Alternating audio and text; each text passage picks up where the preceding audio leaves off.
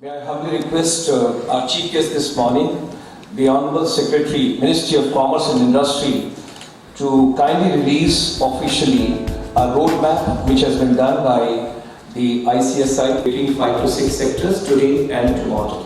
I would request you now. And the point which you mentioned, the skill gaps, that entire study has been taken into consideration up to 2021. Ladies and gentlemen, this particular roadmap will be available after another 5 minutes on the ICSI website. Through the IT from this particular region, you will be able to see this roadmap on the www.icsiindia.in. I repeat it for the benefit of all of us, www.icsiindia.in. Thank you very much, ma'am. Thanks for releasing. So we have got 12,000 people network, and our efforts, ma'am, we would like to share under Goswami Saab's leadership. 4-tier system we are working on. No education is complete unless it generates direct employment or entrepreneurship. There has to be a local employment, regional employment, national employment, and international employment. And this morning, you have heard about Stephen Covey. You have read his book, but I would like to share the president of our forum, who is based out of America with the Woodbury University in Burbank, got the best management professor teaching award in America. And he has written a book called 7 Habits of Highly Fulfilled People. This morning, I would request Goswami Sahab to present this book to our Honorable Secretary, Commerce and Industry, and it will give you a lot of soothing and ideas what exactly is the purpose of life, what are we doing, what is services sector, what we can do for this particular region, and of course the entire ASEAN countries. I would request Goswami Sahab. Yeah, this is the answer.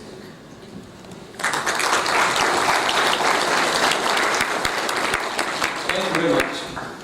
So I'll tell Sunanda, you can take on the next now. Fantastic. Thank you very much for the release. Ladies and gentlemen, let's have a huge round of applause for the release of the roadmap. Thank you. And now, as a gesture and a token of our appreciation, I would request Madam Chief Guest, Ms. Rita Theodia, to please honour the dignitaries on the dais with a token of our appreciation, starting with Mr. P.K. Datta, ex-Chief Secretary, ASEAN.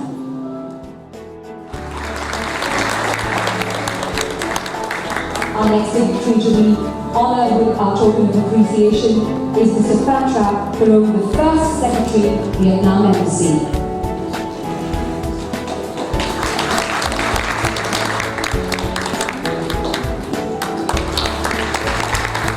We also would like to extend our gratitude to Professor Mahendra P. Lama, Professor of South Asian Economics, Jawaharlal Nehru University.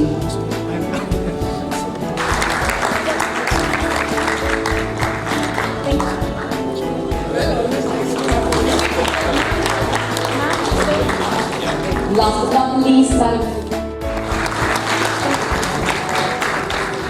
International Chambers of Service Industries to please honour our chief guest, Ms. Theodia. So you could also honour Mr. Sudhanshu Pandey, the brain, the real brain behind this entire effort, this initiative. Thank you, Mr. Pandey, for your consistent and ardent effort to make this conference a success. I believe Professor Lulula wants to give a small gift to Ms. Theodia, all the way from Thailand. Thailand is internationally known as a spa destination. I've got a spa product to present as well. It's for you.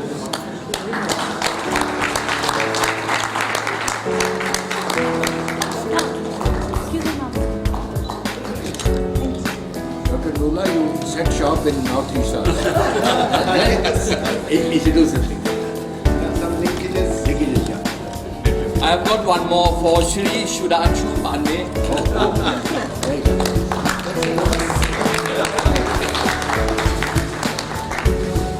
Also a spa products for you. and would love to welcome both of you to Thailand.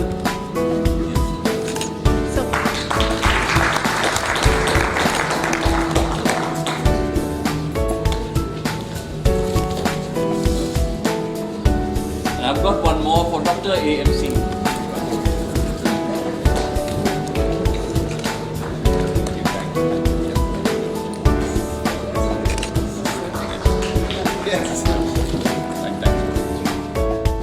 Refreshed and re-energized, and we will recongregate here in another 15 minutes. Thank you very much once again, and thank you very much to all the dignitaries on the dais. Ladies and gentlemen, Mr. Pralokita will be giving us a presentation on the services of the World Trade Organization. Thank Ministry of Commerce, SCPC and ICSI for inviting me here to give viewpoint on the WTO perspective pertaining to services sector and what could be the policy implications for the northeastern region. One thing that may come to mind, why we are discussing when we are talking about development of services sector in the northeastern region, why we are talking about the WTO, which is a multilateral organization, talking about rules and regulations for the international trade, and which is applicable for the government of India and not to particular state as such. The reason why it is important, and when we are talking about all different kind of regulations or different kind of incentivization of service industry, and in the inauguration session also we talked about different kind of problem faced by northeastern region and what could be the way to solve these problems with private support as well as from support from the government of India. Then the role of WTO comes into play, that what type of commitments we have made in the WTO and what are the different rules or regulations of the WTO that permit those kind of incentivization or those kind of rules making that comes into play. So policy makers and as well as the private industry, they should be aware of all those kind of regulations. So let me start my presentation with what is General Agreement of Trade and Services. There is a specific agreement dealing with services in the WTO that is called General Agreement on Trade and Services, and that came into existence in 1995 after the Europe round, along with the two other core agreements of the WTO. One was dealing with the goods part, that is the General Agreement on Trade and Tariff GATT, and the other was dealing with intellectual property rights, TRIPS, trade-related intellectual property rights.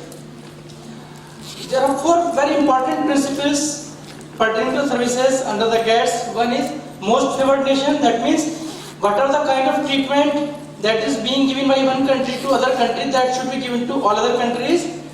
Transparency, that means what are the kind of rules or regulations you apply for different services sector, they should be notified, they should be available in the public domain. So here comes the responsibility of the central government as well as the state government. These are the general obligations that you have to follow irrespective of the sector that you have committed. And then market action and national treatment principles, where what is the kind of liberalization that you have done or you have committed in the WTO, or whether there is any kind of discrimination between the domestic service providers vis-a-vis the foreign service providers. For example, like there is a different kind of tax treatment, that foreign service providers may be charged a higher tax for one particular service, that kind of thing. So if you wish to have that kind of discriminatory treatment, then you should notify in the WTO.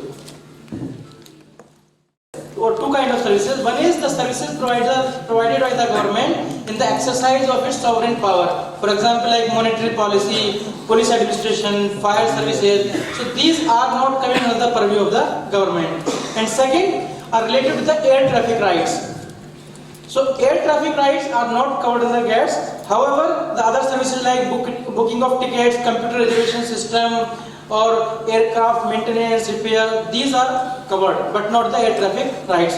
So one thing is very clear, that government services or whatever being provided by the government in the exercise of its sovereign power, these are not at all covered under the GATS. So what it covers? It covers 12 services sector, 11 main services sector and 1 residual service sector, that is other services sector. And within these 12 services sector, there are different subsectors. So there are more than 160 subsectors. So important services, for example, like business services, that has subsectors, legal services, accountancy services, computer services, nursing services. These are all coming under the business services. Similarly, there are communication services that covers telecom services, postal services, audiovisual services, and similarly distribution services, education services covering like higher education services, primary education, other things. So these are the different services sector covered under the GATS.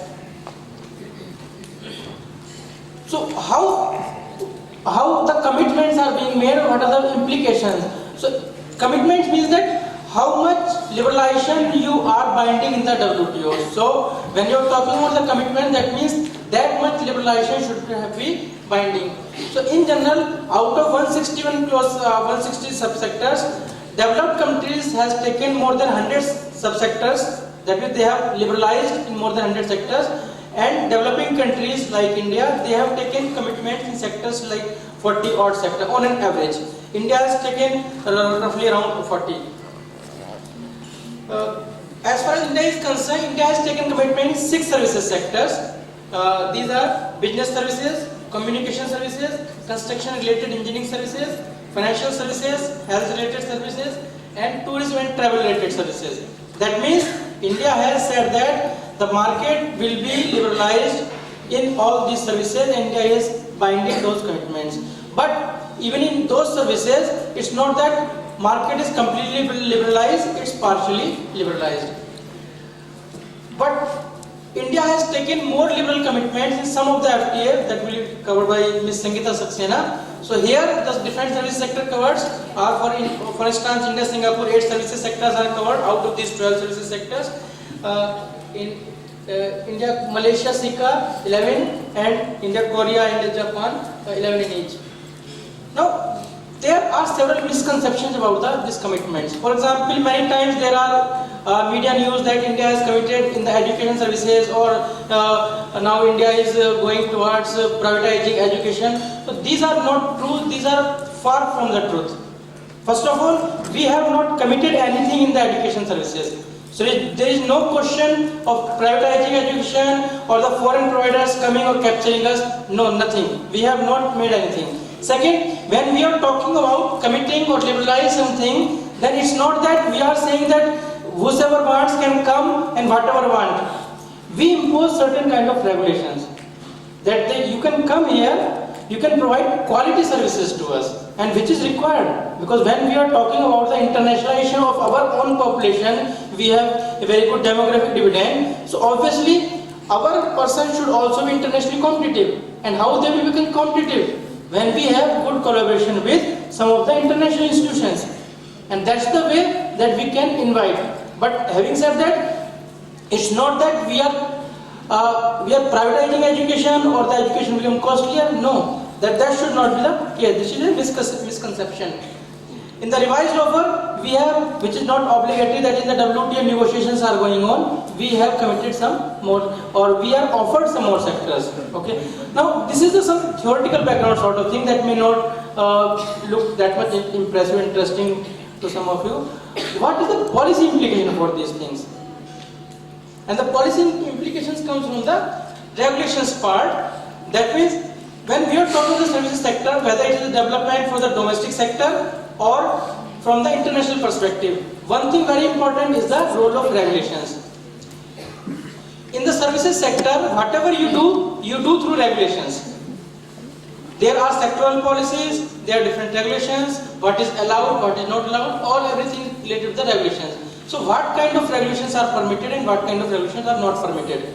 So first of all, when we are talking about the policy implications, one very important implication is that GATS is applicable to all type of government. So it's not that since Indian government has taken a commitment in the WTO, so only the federal government or the central government is bound by that thing. Whether it's the state government, whether it's local government or the central government, everybody is bound by the kind of obligations we have taken. Second, as I said, there is a requirement of transparency which requires you to publish all laws, regulations, etc. to bring those into the public domain. Now, many of the subjects are in the state domain or in the concurrent list. For example, like education services, that is in the concurrent list. So, many of the regulations are pertaining or notified by the state government. So here comes the importance or the role of the state government, including the northeastern state, that whatever regulations you are having for different services, that should be notified, informed to the central government, so they can be informed at the WTO or whatever the point of inquiry set up by the Ministry of Commerce. Another one is that this is also pertaining to the misconception about the GATT. That there is a misconception that GATT are talking about the liberalizing the economy or deregulating the economy or privatizing the economy. This is also a misconception because GATT specifically recognize your right to regulate different services. And there is a provision of domestic regulation in the GATT. But what it is saying is that there is a difference between protective regulation and prudential regulation. Protective regulations are for preventing your domestic markets, that you are not allowing foreign service providers to enter in your market. So those kind of regulations should not, GATT says that those kind of regulations should not be imposed, or a country should try to minimize those kind of regulations. But at the same time, prudential regulations, a country can impose prudential regulations, for example, a capital adequacy ratio in the banking sector, or like licensing for in order to practice medicine, you require an MBBS degree. So those kind of regulations are permitted, absolutely permitted. Now here comes the importance of state government policies, because when you are talking about regulation, that for the development of different sectors in northeastern region, you require sectoral policy to develop, then the designing of regulation is very important, because the way you design regulations, they can allow you to prevent your domestic market, at the same time you can compete in the international market. So take example, many developed countries, what they are doing, they are saying that we are not protecting our market, we have opened our market, for example like legal services. So in the legal services, UK has opened its market. Okay? So that means they say that we are not imposing any regulation. But suppose there is a regulation that says that you have to go and take a test in London in order to practice legal services in UK. Now this is a prudential regulation, but this is also becoming protective regulation, because how many of lawyers can go and practice there? Go and take the exam. So when you are talking about regulation or developing the sectoral policy in northeastern region, that is very important, that at this point of time the designing of regulation should be very important. Other important issue is incentivization. When we are talking about giving incentives for different sectors, for example like air transport sector or other sectors, so these incentives should be in sync with the WTO rules. Right now there is no rule in the WTO on the discipline, but there is an agreement, ASEAN, that is agreement on subsidies and countervailing measures pertaining to goods. And whenever there is some future negotiations pertaining to WTO, there are chances that these principles will be exported to the services side. What we have noticed in the services sector, when we are giving different subsidies to services sector, these are primarily linked with the performance. That means if you have this much turnover, then this much tax incentive can be given to you, or if you export this much, then this much subsidy can be given to you. These kind of subsidies are prohibited under the WTO. What is allowed is input-based subsidies, or subsidies that are like research and development subsidies, or which are generalized in nature. So when we are talking about like air connectivity or like finishing schools or different things, then we should devise our incentive scheme in such a way so that all these schemes should look more general in nature, less very sector specific, less performance oriented. It should be like your input-based subsidies, that for the tourism services you are creating skill-based. So many tour guides or so many tour operators can operate. So this is the skilling kind of thing where you can provide the subsidies. Then also you need to require identify different services sector in the northeast region.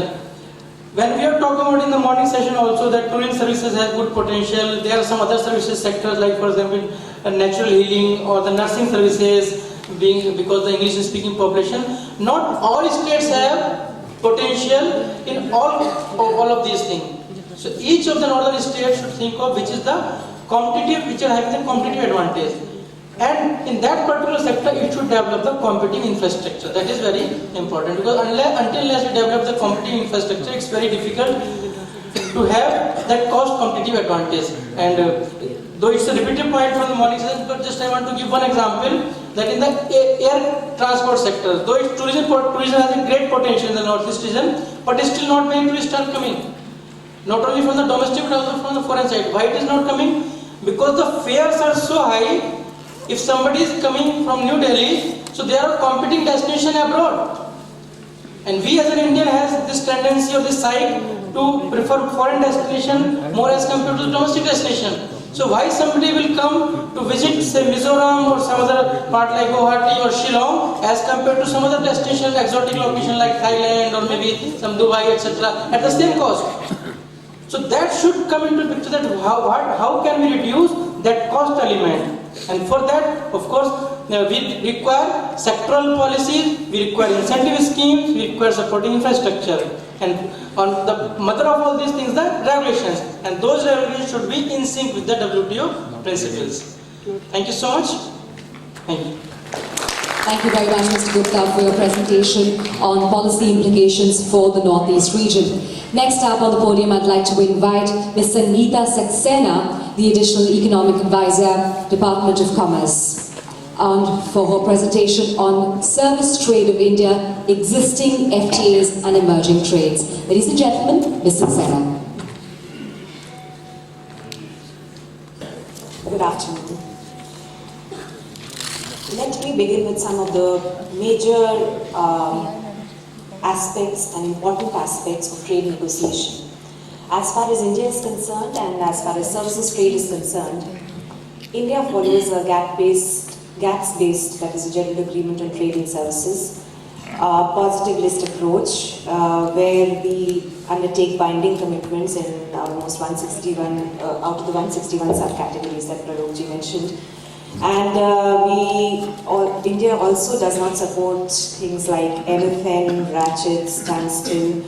The plurilaterals and the bilaterals that India conducts are actually exceptions to Article 5 of GATS. India has also signed 4 SECAs, SEPAs and 1 TISA so far.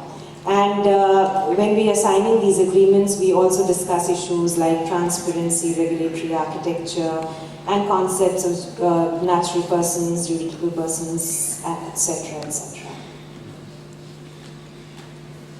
Does that make any sense to all of us, or most of us? Thank you, thank you. And that is exactly, ladies and gentlemen, my effort to demystify the trade negotiations. To demystify, I'd like to start by telling you a small story. This is the story of 7 sisters. Do we have 7 sisters? Do we understand? Yes. And a little brother out there. That's right. 7 sisters and a brother. And when I say we know that we are referring to the 7 states of the Northeast and Sikkim. The 7 sisters are rich and diverse landscapes, cultures, populations, vibrant flora, fauna. I was reading in one of the pamphlets, almost 70% of the orchids species worldwide are here in Sikkim. That's almost 550 varieties. So you also have the wettest places on earth, you have the hottest of chilies being grown here, and waterfalls and so on and so forth. So it is a lot, and as in the inaugural session it has been mentioned, there is a lot to be offered here. I draw your attention to the NER-ASEAN Falls. I hope I'm pronouncing that correctly. How many of us know about these falls? In the presentation which the Department of Northeastern Region made this morning, they talked about that Northeastern Region represents about 3.78% of India's population. If I subtract that percentage from India's total population, I'm left with 96.22% of India's population. Out of this, I'm quite sure many of them have not visited the NER-ASEAN Falls. But if I tell them that these are the same falls where Shah Rukh Khan's blockbuster, Koila, and a song which was a major hit song, that is Tanhai, Tanhai, Tanhai, was shot, I think almost quite a few in the rest of India would actually recognize these voices. And that, ladies and gentlemen, gives an idea of the power which this sector holds, which this region holds. Tourism, audio visuals, why am I mentioning all of these sectors? And that is because I am here to talk today about the services trade of India. And I make a special emphasis on the existing FTAs, that is a free trade agreement that India has, and the emerging trends in the trade negotiations. That's a broad outline of my presentation. I begin with something which has already been captured in the inaugural session, and we have the economic importance of the sector. So we have almost global 2/3 of the GDP is basically on the services, comes from the services sector. Some countries it may go even as high as 70 to 80%. In this, India is the 8th largest exporter, and we have a small share of about 3.15%. And these figures of India's services trade have already been mentioned. Similarly, it is one of the main drivers of India's growth and contributes extensively to the gross value added, to the FDI, to the employment, and to the total trade. It also is a large employer of the skilled workforce. So when we're talking about services, obviously manufacturing does not, we don't see much of a relationship between the two. Make in India, one of the flagship schemes of the government to boost manufacturing in India, we think that that is a completely different arena. However, there are substantial linkages between services and manufacturing. Just as a case in point, if we look at the financial services, obviously manufacturing needs credit, they need the banking services, they need the insurance services. And similarly, the logistics services, the transportation, the shipping, the courier services, they are all required. So these services feed into the manufacturing, that is the Make in India. And that is why better services improve the competitiveness of manufacturing sector. So actually, if the service sector grows, it's not just more than 50% of our gross value added, it is much, much more in terms of contribution. As I mentioned, India's share is a minuscule amount, but India's rank has been improving in the international arena. And I draw your attention to the last sub-point, that is that the surplus in services trade in the last financial year was $77 billion. There is one person, in our entire economy or in the governmental system who is very, very happy to know about this surplus.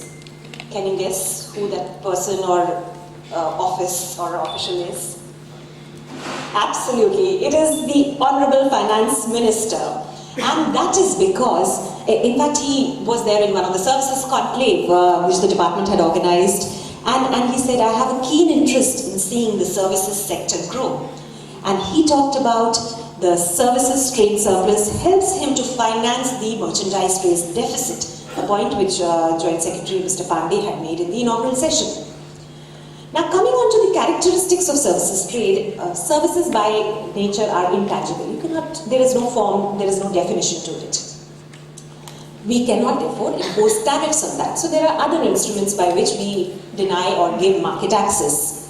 However, these market access can be nullified through a variety of instruments, including domestic regulations, which Professor Pralok Gupta talked about. Also that we may discriminate between the domestic service providers and the foreign service providers. There may be some norms which will restrict the market access and other restrictions which can be there. WTO broadly classifies 12 sectors, and under these there are 161 subsectors. So we'll come back to these figures later on in the presentation. I go back out of these, India's exports of 157 billion, our major exports are for software, and almost half of that comes from software. So we are essentially concentrated on one particular service sector, and there is an urgent need to diversify. So when I talk about the need for diversification, which are the potential winners that our country has? So we have the other business services like management consultancy, professional services, health-related professional services, medical value tourism, and this is important in this part of the country. Similarly, audiovisual services, and you have the list on your screens. Now, coming to some of the jargon that I started my presentation with. Modes 1, 2, 3 and 4. But trust me, I'll attempt to make it simpler. GATS, that is the General Agreement on Trade and Services, defines 4 ways in which a service is delivered. And accordingly, when trade negotiators, when we negotiate our deals, we negotiate as per these 4 modes. Essentially, the concept is that there are 3 principal characters in a supply of service on the international arena.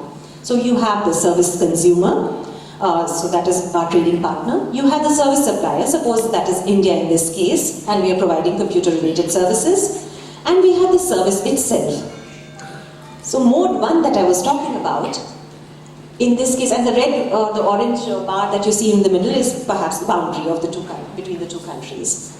So in mode 1, it is the service which moves from the service supplier to the country of the service consumer. Any examples of mode 1 services that can come to our mind? For example, the entire business process outsourcing services. So we are providing those services sitting in our country, but doing that over telecommunications or intranet or internet. Similarly, these days, the entire realm of mode 1 services is changing. We have new concept. I'm sure many of us have heard about 3D printing. We actually have construction services being delivered through mode 1. That is through the internet. So I can, technically and hopefully in the future, sit here in India, design a building, give the parameters and send my designs there. There is a 3D printer in the recipient country. They may be able to print or build blocks and assemble it to create a building, or you never know, the entire possibilities are infinite. Then I come to mode 2. We have among our audience nationals from other countries. So we had the Thai national, and we also had the gentleman from Vietnam, the ambassador from Vietnam. When they come to India, what kind of services do they, or under what mode do they consume? They consume the services under mode 2, which is consumption abroad. Here we have the Indian service supplier and the service that they are providing. Thus, the foreign national, the service consumer, moves from their country and comes and consumes the services in India here, in this case. So that's mode 2 for us. Examples include tourism, education, foreign education, and other such. Medical value tourism is another one. Mode 3. We talked about the FDI policy, that is the foreign direct investment policy. So here what happens is that we create an entity which is a foreign affiliate, a branch office, regional office, or something like that. For example, TCS India has an office in, say, US, so they create a TCS US subsidiary, and from that subsidiary they deliver services in US. That is mode 3 for us. And lastly, and this is where India has a tremendous advantage, and that is the movement of natural persons, and we talk about mode 4, where the service supplier himself or herself moves from the country of their residence to the country of the service consumer. But we have to remember that this is only about temporary entry. This is GATS, that is General Agreement on Trade and Services, does not talk about permanent stay in the recipient country. So that's 4 modes for us, and you have the examples here. And as far as India is concerned, I'll just go back to that. India is concerned, mode 4, that is the movement of natural persons, and mode 1, that is services delivered through internet and through telecommunication networks and postal and courier, are the ones which are important for us. And we keep that in mind when we are negotiating with the bilaterals or the plurilateral and the multilateral as well.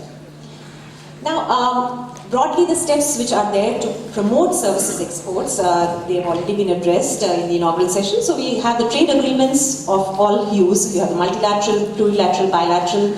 You have the trade promotion activities, and you have the focused strategies. You have increasing competitiveness through reforms. And it was mentioned that the Commerce Secretary heads an interministerial group to thrash out these issues and also advocate reforms which are required to boost the exports of this sector. And we also have the subsidy, which Pranupji in his presentation also touched upon. As far as India's free trade agreements, the journey in services is concerned, this has been a very important instrument, and in the services negotiations we look for new market access for Indian services, which basically means a particular country, we feel that there is an interest of Indian service providers, we negotiate the market access. We request that country, please bind this so that if tomorrow you roll back on your existing policies, this binding commitment is there for all times to stay. So there is a certainty which is provided to the business providers. We also talk about in-depth commitment, so we are not happy with one mode being offered or two modes being offered. We request for all the 4 modes of delivery to be offered. And we also tackle issues of domestic regulations and mutual recognition agreements. I'd request you to remember this phrase, mutual recognition agreements, because though technically GATS allows us to have these mutual recognition agreements, however, worldwide and particularly in India, there has been problems in getting these off the ground. Okay, we have, as far as services is concerned, signed 5 agreements till now, that is with Singapore, Korea, Malaysia, Japan and ASEAN. Till now, Japan and Singapore have been our most ambitious agreements, and where we have got a substantial market access from these 2 countries. Due to the slowdown in the Doha round at the WTO, we have had the multilateral institution has been slowed down, and it has led to proliferation of plurilaterals or bilaterals. Plurilaterals means many countries are involved in the negotiations. Bilaterals means it's 2 countries which are involved. And India is also no exception to this. So we have some plurilaterals like the RCEP, that is the Regional Comprehensive Economic Partnership. We have the EU, that is the European Union, a group of 28 countries, we are negotiating with them. We have also the EFTA, a group of 4 countries in Europe. And at the same time, we are also negotiating the bilaterals with Australia, Canada, Thailand and New Zealand. What are we seeking in these FTA agreements? We are seeking substantial WTO plus commitments. As Pranupji mentioned, that each country at the WTO had offered that this is what we are ready to offer to the rest of the world. We are seeking something more than that, and that is where one of my phrases from my introduction, that is, these are exceptions to Article 5 of GATS. Article 5 of GATS says it's okay if you give preferential treatment to one country or a few countries, unlike the most favored nation that tells the countries that okay, you have to give the same treatment to every other country. Our substantial gain has also been a separate chapter on Mode 4, and if you recall, the Mode 4 is where the service supplier moves to the country of the service consumer, and that is like our doctors, our engineers, our dentists, nurses. In fact, there is some studies which say that the national health system of Britain will collapse, of UK will collapse, if you remove the Indian doctors and nurses from there. So that is the substantial impact that we've had in those economies. So when we are discussing the coverage of the sectors, we are discussing in the negotiations the depth of commitments, the movement of natural persons. We are also seeking common definitions, for categories of natural persons like business visitors. Why is that a problem? Why that needs to be negotiated? When we are negotiating, if my definition of a business visitor is different from Australia's definition of a business visitors, there are problems in getting the visas. So we try to have common definitions so that we are on the same page as far as the visa issuing authorities are concerned. Another thing which most of the countries do is they impose economic needs test. It's, I wouldn't say exactly like, but like non-tariff barriers you have in goods. That is, you impose certain conditions which are there only for the foreign nationals. So that is a restriction, and we try in our negotiations to minimize that or eliminate that. Just a broad comparison of the 4 existing FTAs that India has had and the services sectors. If you remember, I talked about 12 sectors and 161 subsectors. So we have in our bilateral FTAs from 8 to 11 sectors being committed by the other countries. We also have, and that is important, GATS normally does not allow, it has given us a just annex, which is an optional annex for movement of natural persons. But we have ensured that we have an annex on natural persons, movement of natural persons in each of our FTAs. And as I mentioned, that we seek definitions and exact terms and tenures of stay and conditions for entry for all of our categories of natural persons. And in all our FTAs, we've got what is WTO plus commitments of our bilateral partners, and also vis-a-vis other countries that they might have entered into. What are the emerging trends as far as services negotiations are concerned? Trade facilitation in services. Our first services free trade agreement that India signed was with India-Singapore way back in 2005. 10 years is a long time to gain negotiating experience and also correct our course midway. Just as in India and the rest of the world has signed the Trade Facilitation Agreement, which basically talks about the facilitating of goods in the exports, we are also talking about trade facilitation in services. And that is including visa issues and all the other things which obstruct the movement of service personnel.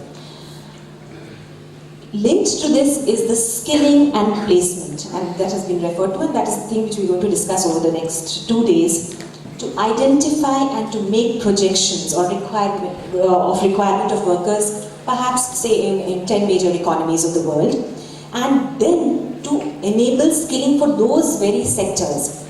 For example, I understand that UAE is having a Global Expo 2020, and in that there are about 3 lakh jobs being created. Now that is something India needs to get on and start catering to that demand and work backwards and need to skill in those shortages which are perceived, and then export our services of our skilled labor. Similarly, Japan is hosting the next Olympics in 2020. A study shows that Japanese are in dire need of nurses who speak English because they need to cater to those foreign tourists and sports persons who would be traveling to Japan in the course of the next few years and perhaps beyond that. That is an area of demand for us, and we need to factor that in when we are doing a skill mapping, skill gap, and create opportunities to facilitate this. One problem which Prabhuji mentioned was about the domestic regulations or standards, which often is a barrier and we are unable to. And I also mentioned a mutual recognition agreement, which unfortunately we have not been able to cash in our FTA negotiations. So mutual recognition is, when we negotiate market access, we actually do what we say as pray and pray. We say that, okay, we want market access in these sectors, and then we pray that the other country takes notice of that, enters into mutual recognition agreements with us, which is voluntary, it's not something which is compulsory, by its very nature of the instrument. And if it doesn't work out, we lose that market access. We cannot operationalize that market access. Instead, what is required is that we see where are shortages available, how we can tackle those shortages and supply our own skills, and whichever country needs those skills, we enter into an agreement with them for dual certification. That is, a certificate which says, yes, this person has been trained in, say, welding services or other services, and this is at par with, say, the welding services as specified or required in Australia. That dual certification is an instrument which will help us in operationalizing the market access that we negotiate during the FTAs. Now, what is the advantage of Northeast? And that is one of my last few slides. As has been mentioned earlier, it is the English speaking, and that comes, as I mentioned, it comes very naturally to the population here. Then why don't we think about exporting the services of English language teachers? And we have tried doing that in some of our FTAs. In the reviews that are coming up, now we are trying to expand that scope. And I mentioned the case of EPIC, that is the English program in Korea, where we have taken up this matter, or we are trying to take up this matter with the Korean authorities and expand the purview and takes English language teachers from India. And Northeast is a good source of supply of such skilled teachers. Similarly, the literacy, especially internet literacy, is definitely pointed to the readiness of this sector to the region to deliver services through mode one, subject to the infrastructural constraints, of course. And the diversity adds to the charm for sectors like tourism and hospitality. And we have the medical value tourism, higher education, and in fact yesterday we had this fashion show, which is one of the, perhaps the professional services. I'm not very sure of where exactly it fits in, but it is there. And the last point that I draw your attention to is the recreational and sporting activities, the sports and the performing arts. They don't need an introduction. Mary Kom and Bajing Bhutia, two of the best known personalities, sports personalities from the Northeast region. Bajing Bhutia has played not only for India, but also for clubs, various clubs in Europe. That is an export of the sports and recreational services. Tomorrow, if he becomes a coach and he coaches a team of a foreign country, that is the export of services. Just like the Brazilians export the coaching services of the footballers, of the soccer. Why can't we achieve to do that? Why can't we aspire to do that? When the river sleeps, Eastern Kaya, do we have anyone from Nagaland? Yes, of course. So as you would be aware, and for the rest of the audience, Eastern Kaya has recently won the Hindu Literary Prize. Just a pointer to the general, what we have been talking about, the English-speaking abilities, the ethos, the things that come very naturally to population in the northeastern region. So what exactly are our aspirations? Our aspirations are that those 7 sisters and a brother, they come together much like the colors of a rainbow and be a significant contributors to India's services exports. Thank you. Thank you very much, Mr. Saxena, for your delightful and informative presentation on service trade of India, existing FTAs and emerging trends. Mr. Saxena is the Additional Economic Advisor, Department of Commerce.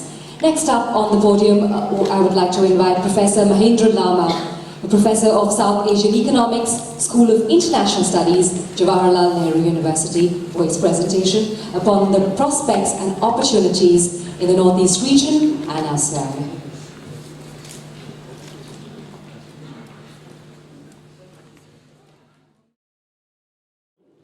Get into a very specific theme of education because of 3 very fundamental reasons. One, of course, I've been dealing with education both as an educational administrator and, of course, as a teacher in a university. Secondly, in all our reports which we have prepared for the Northeast region, including the human development reports, the state development reports, and the last being the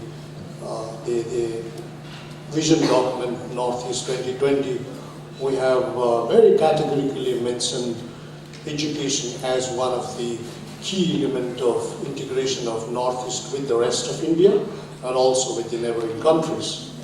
And the third, of course, strength which I continue to have is to work on the policy issues with various governments, including the state governments. So I'm going to basically focus on why Northeast region of India and how this could be integrated with the ASEAN countries on the eastern side as far as education and knowledge is concerned.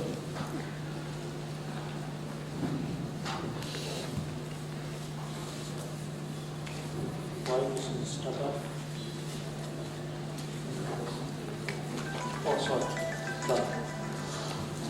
You see the critical areas. This morning, Madam Thea gave a very inspiringly forward-looking speech. We could do a lot, right? Then the Chairman, P.K. Goswami, also dealt with the issues in a much wider manner. Then we had two very good presentations by Sri Sudhanshu Pandey and Dr. A.M. Singh. And I think in all their presentations, one of the very critical elements is let's get into action. And what it means to get into action, right? What are the nitty-gritties? What are the way forwards? What kind of preparations, what kind of capacity buildings we need to do is what I'm going to talk about in the arena of education. So if you see Northeast, the critical areas of course are energy, trade, horticulture, floriculture, tourism, and education and other services sector. And I would feel like what other countries have done in Europe or in other parts of Asia, I would feel cross-border education and knowledge hub. How do you reposition Northeast is a very, very critical issue. So what are the advantages with the Northeast region? Why we should reposition ourselves and relocate ourselves in the map of education is, of course, we have socio-cultural affinity with the countries in the Southeast Asia. We have had protracted politico-historical interactions and linkages with these countries. And we now have a changing paradigm of borders and borderland. 10 years back, some of us who have been working on international security issues also, 10 years back, the moment we would say Northeast, people would, particularly from the security background, would say, don't touch it. Because you have borders, and borders means national security, and national security means all the development projects have to come to first to the what you call the national security related labs. If they pass, then only you can go through. So it's a long harrowing process. Today, you find a huge transformation in the minds of the security experts, governments dealing with the security issues. Now we talk about not a thin line of border, we talk about borderlands. And the moment you talk about borderlands, you talk about education, you talk about migration, you talk about pilgrimage, you talk about natural resources, you talk about cross-border environmental injuries, so many things. So that really enlivens the debate and widens the scope of cooperation. Then you have this English language proficiency. And we have this great advantage of rich biodiversity. We are the biodiversity hotspot, and of course our climatic conditions have very, very few parallels. The knowledge base focusing on natural heritage and traditional systems is very, very key to the entire fulcrum of resources in the Northeast region. And that brings in larger issues related to WTO, related to GATT, issues related to the intellectual property rights, the patents part of it, right? One would be surprised that this is one region which has one of the most beautiful mosaic of intellectual heritage. Come back to the Northeast for intellectual heritage, and today you will find we have serious erosion in the intellectual heritage precisely because nobody documented it. Right? Intellectual heritage in terms of traditional medicinal systems, intellectual heritage in terms of agricultural practices, heritage in terms of disaster management, all kinds of intellectual capacities and heritage used to be there, but nobody documented it. No institutions really institutionalized it. Therefore, what we have to do is to really get back and see what are the living intellectual heritage that we can at least conjure and bring into practice and say to a large extent commercialize them. This is why we started the famous oral history project and the winter sojourn project in Sikkim University when I happened to be in the Hame of Affairs there. Then you have the history of knowledge sharing. We have a huge history of knowledge. Go to any of the Southeast Asian countries, go to Laos, go to Vietnam, and say, what are your linkages with the Northeast? Then you will say, oh, our linkages with the Northeast is based on this script, that script, that kind of institutions, that kind of institutions, several, right? Therefore, we really have to get back, retrieve them, and bring into the newer scientific institutional practices here. The best part of it is this morning, the Commerce Secretary very emphatically mentioned, which was very, very noticeable, was we have today the institutions, a set of institutions. We have 40 universities or deemed universities in the Northeast region, with a geography of 7%, with a population of 3%. We have 800 colleges, 11 medical colleges, and 633 ITIs. You have exclusive ministry of MDONA. You have a regional planning but NEC. When we were revamping the NEC in 2004, we said this has to be a kind of a regional planning. You have several specialized institutions. Nowhere you will find this kind of specialized institutions in India, right? Given specifically to a geographical area. You have special policy interventions, right? Nobody would forget the famous Northeast Industrial and Investment Promotion Policy. It has done tremendous good to this region. And you have a special accelerated road development programs kind of things. Then you have a special funding provisions which was very eloquently elaborated this morning by the Joint Secretary in the MDONA, Dr. Singh, right? The other beautiful part of this region today is we have now the basic connectivity within the Northeast with the rest of India and with the neighboring countries we are trying to look into. The Kaladan project, the trilateral highway, right? Oh, I'm sorry. Right? Then we have the trilateral highway. Then we have the we are trying to start what you call the Imphal Mandalay bus services. Another attractive foreign policy intervention is related to the Look East policy. Now our Prime Minister calls it Act East policy. And where Northeast region is not a flyover now, it is a bridgehead, right? Unlike in the past 20 years, it's going to be a bridgehead now. And if you really become a bridgehead, then what is the context? Context is engagement of ASEAN countries and India. And the engagement is a very vast canvas. You talk about culture, you talk about security and defense, you talk about geopolitics, talk about training services, you talk about all kinds of engagement, right? And you have a free trade between India and ASEAN. We have an agreement on trading services and investment, right? And we think that education and knowledge sharing is going to be the best and effective means of integrations. Like you have the Bologna process started in Europe in 1998, which brings together 47 participating countries, right? It's very interesting to see how these countries have evolved. Look at the ASEAN itself. They started what you call the Hawaiian declarations on the roadmap for ASEAN community.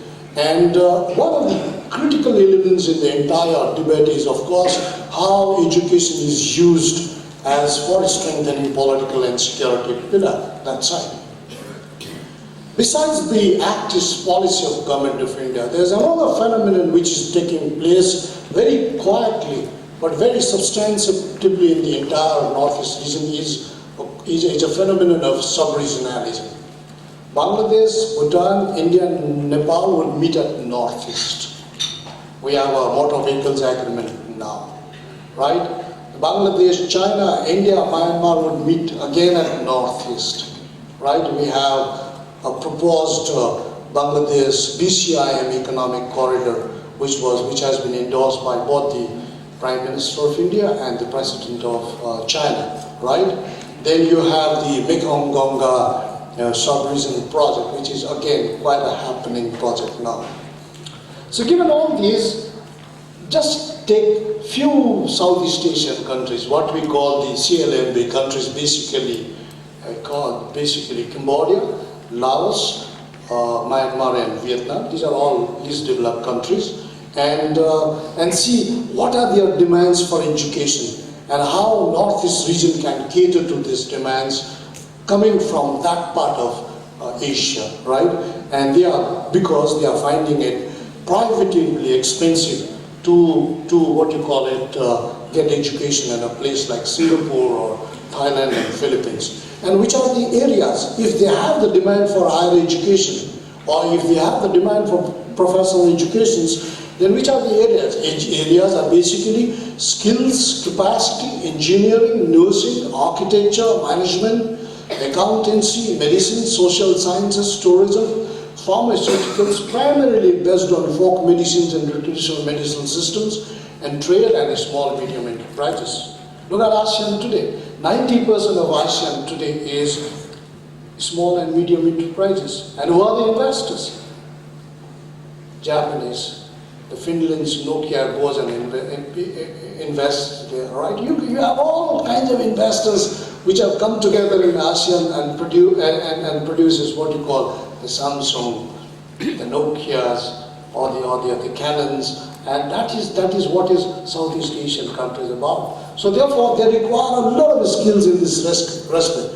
Therefore, we see that there is a huge market pie for us in the services sector in the ASEAN countries. And the global institutional support, we have the WTO support, we have the GATT support, right? And this will give us a kind of a huge foreign exchange tool. So what are these strategies and policy interventions? Let's get into this. My first policy interventions, I would suggest that let us demolish this hegemonic discourse about the Northeast. You have an image of the Northeast outside the Northeast. You have a constructed imagination of the Northeast outside Northeast. And what is that image? What is that hegemonic discourse is? Hegemonic, don't go to Northeast. Northeast is all about violence. Northeast is all about terrorism, insurgency, instability. What is this? Who brought this hegemonic discourse in this country and outside? What percentage of people of Northeast are engaged in terrorism, instability, insurgency, right? How many people? Not even 1%. It could be less than 0.5%, right? But you don't talk about 99.5% of the people who are peace-loving, who are cooperative, who are smiling, who love tranquility, who love development and prosperity, and you'll talk about 0.5% of all. Therefore, first thing, when we talk about introducing services sector in the Northeast, is to change this imagination and hegemonic discourse about the Northeast. That Northeast is a place happening. Northeast is a place where you could do a lot of business, you could do a lot of commercial activities. This is a place you have a lot of talented youths, young girls and boys are always smiling to do something. I think that discourse needs to be brought. I teach in a national university in Delhi, and I see this happen. And I keep telling my children in the university that this is what is Northeast all about. But this has to be done by this government, by the state, by the institutions, and not by the individuals. This is the difference we have to make. Therefore, the second policy intervention is to be on the cluster of excellence. Identify the cluster of excellence. If a Thai would like to come and study in the Northeast, where will they go? We should decide what is the cluster of excellence. I will say, okay, if you would like to study sustainable development, if you would like to study peace, conflict, and human security, if you would like to study indigenous folk medicines, go to Sikkim University. If you would like to study biotechnology, if you would like to talk about climate change and the reasons in the Northeast, go to IIT in Delhi, in Guwahati, or you can go to even Nehu in Shillong. So we have to tell them. We have to tell them because people do not know about the Northeast, right? And this is what we tried. These 8 vice chancellors, 9 vice chancellors of Central University located in the Northeast, we used to come together and we used to discuss about what do we have in common and what is there strikingly dissimilar in our approaches to the entire education process. We used to coordinate with the UGC, with the MHRD, and but things have to really move forward. Then prepare our institutions. We must prepare our institutions. Preparation of institutions. This morning, Madam Theotia exactly said that you must build the capacity of the state government officials. Make them aware, sensitize about why children, people, region, institutions will benefit if we integrate with the ASEAN countries on the services sector. We must do this, right? And in order to do that, we must build capacity of our officials, of our technocrats, of our professionals, right? And we must have a kind of a formal Northeast University and educational services network. Look at ASEAN. They have done it. They have the ASEAN University Network. And this network administers scholarships, applications, credit, right? Last, just a few days back, we had a Delhi Dialogue 8th, and I was interacting with some of the ASEAN businessmen, and they said that they have a very engrossing engagement on issues like education in ASEAN countries, though all the countries are not able to participate as effectively, but they do. The third is you must hire the best of academic staff with impressive qualifications and upgrade infrastructure. Let's not talk about local teachers. If our local teachers are really good, they will be in the institutions, right? But when it comes to teachers, teaching faculty, we should have the best, because teacher does not have a religion, teacher does not have a geography, teacher does not have a caste, right? Teacher is teacher. So we should bring the best. Look what Americans are doing today, what they have been doing, what Chinese have done, what Japanese have done, what Singaporeans have done. Look at this. Look at Singapore for the last 30 years and what have they done? The best teaching communities from all across the world, they have taken. Paid them money, and look, Singapore, education is a major business today. And we should do that now. We should train the locals to be a critical mass for future. But if they are not available today, let's bring teachers from outside and let's do what we need to do in terms of really strengthening the institutions. Then the third is enable private sector participation, because we think that you have a plethora of players, we could do this. Then we should I think it's high time, and I'm sure Dr. Sama and his team and some of my colleagues in the university system would pick it up. We should have an exclusive bureau in each university for international cooperations. They would advertise cross-border education opportunities. Overseas recruitment agents place advertisements in foreign newspapers. This is what we did in Sikkim University. We had our admission centers in China, in Myanmar, in Nepal, in Bhutan, in Bangladesh. We could do that. Our admissions tests used to be done in Myanmar, in the Indian Embassy, in the Indian High Commission. We could do that. But for that, you have to have some kind of an institutional cooperations. Then you really need to reorient courses and departments. You need to have global orientations in these programs. And let's talk about globalization of locals. We have only talked about localization of globals. That means you have anything at the global level, right from fashion to your computers to your cell phones to anything, we have localized the globals. But why not we globalize the locals, as you have done with Mericom, as you have done with Baichung Bhutia? We have so much to globalize. Knowledge.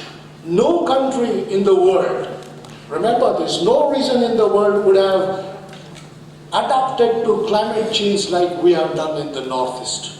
We have had some examples. And who will take this knowledge of climate change adaptation to the global community and say, look, here are the communities in the Northeast that have adapted to the climate change in such a manner that the global community must take note of this. This is where we can sell our knowledge. This is where we can sell our experimentations. Then the other thing is, we must offer specialized courses. Say, for example, on peace building, on disaster management, right? Right? Say, for example, on skill building. My two very eminent preceding academics, they said that nurses. You know what is nursing in Japan? I taught in a university there, and when I was checking with the aging population there, 63% would be aging population there, and they will require nurses to the extent of 200,000 by 2025. And where are these nurses coming from?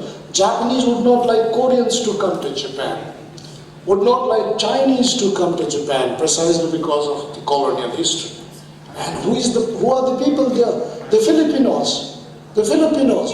And who would be the next entrants in the entire episode of nursing services there would be the Indians, right? And particularly from the Northeast. What you have to do is to open up good nursing schools, give them good crash course in Japanese language, and connect them with the nursing related recruitment institutions there, and then you will see 10 nurses, if they go in 6 months, they will make a difference. And I think this is really very, very critical. The last 2 points I would like to say is, we should integrate the courses.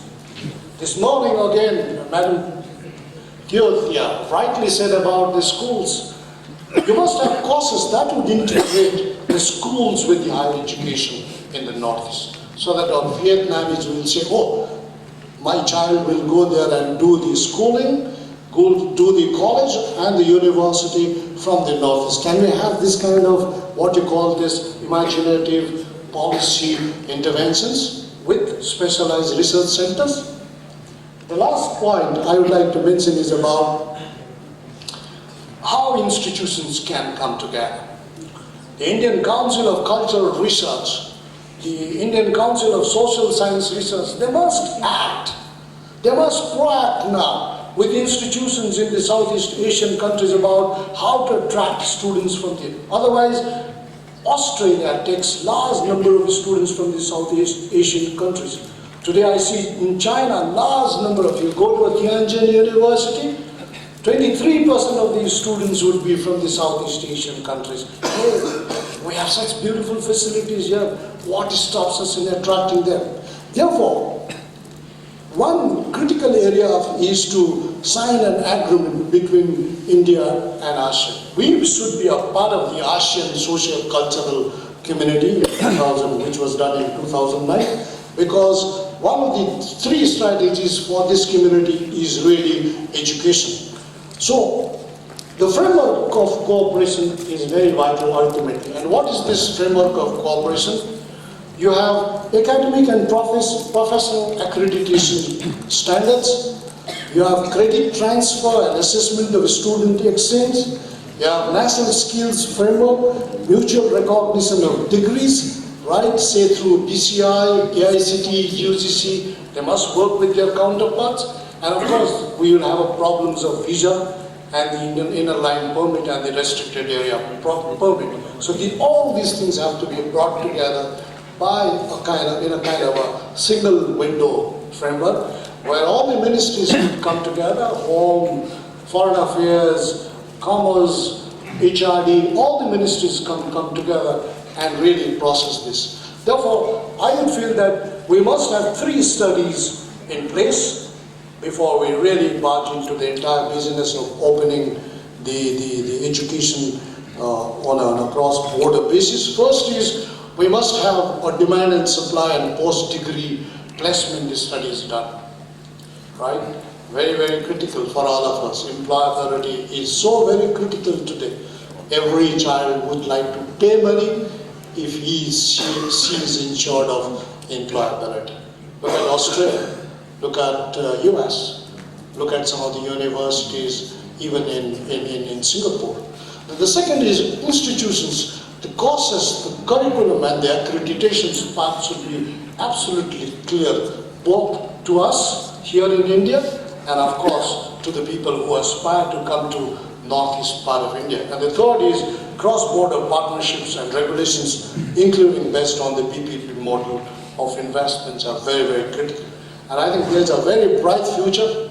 It really requires just one thing. That means the model of integration of Northeast India with the rest of India has to change. Everybody thought that Northeast has to integrate with the rest of India. But after 60 years, we believe that model has failed. So reverse integration has to take place. The rest of India has to integrate with the Northeast, right? This is what I think. Thank you very much.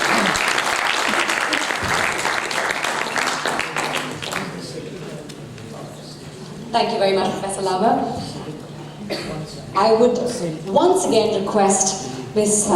Kitodia to please come on stage and please honour our dignitaries with a token of appreciation.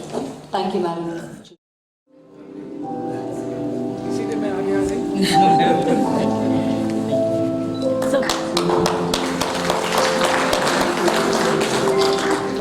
A big thank you goes to Ms. Anita Sestena.